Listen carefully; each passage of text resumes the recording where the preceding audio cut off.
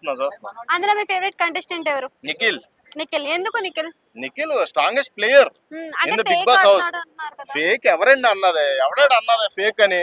నిఖిల్ ని ఫేక్ అన్నాడంటే ఆడికి అసలు సీజన్ చూడలేదని అర్థం. అర్థమైందా? సీజన్ చూసిన 10 నా కొడుకు ఎవడైనా సరే నిఖిల్ ని ఫేక్ అంటే కొడతారు బయట.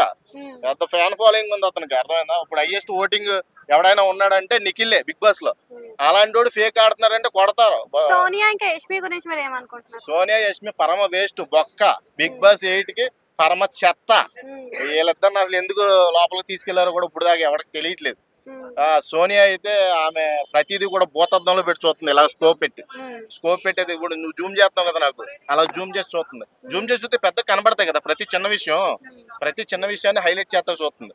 సోనియా అంత ప్రిపేర్డ్ గేమ్ ఆడుతుంది. లాస్ట్ సీజన్ చూసి చాలా మెచ్యూర్ గా ఆడతాగా ట్రై చేస్తుంది. యష్మి దొంగ.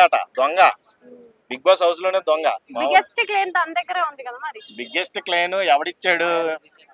నిఖిల్ గాడు అది ఇచ్చారు. అర్థమైంది? ఎవరో మన నైన్గా ఇచ్చారు. లేకపోతే ఆమెకు ఆ క్లానే లేదు, ఆ చీఫే లేదు. ఆ చీఫ్ గా ఉండి 2 నామినేషన్ లో సేవ్ అయింది. 3rd నామినేషన్ జరుగుతుగా మండే అందరూ గట్టిగా వేస్తారు. నామినేషన్ లో పడేస్తారు తీసుకెళ్లి. సీత కిరాక్. కొద్దింతా కిరాక్ ఉంది. ఆ పేరులో ఉంది, ఆమెలో కూడా ఉంది. ఆ కిరాక్ మాటలు మాట్లాడకుండా కొద్దిగా జెన్యున్ గా ఆడితే ఏమన్నా కొద్దింత ఇంప్రూవ్ కనబడదు.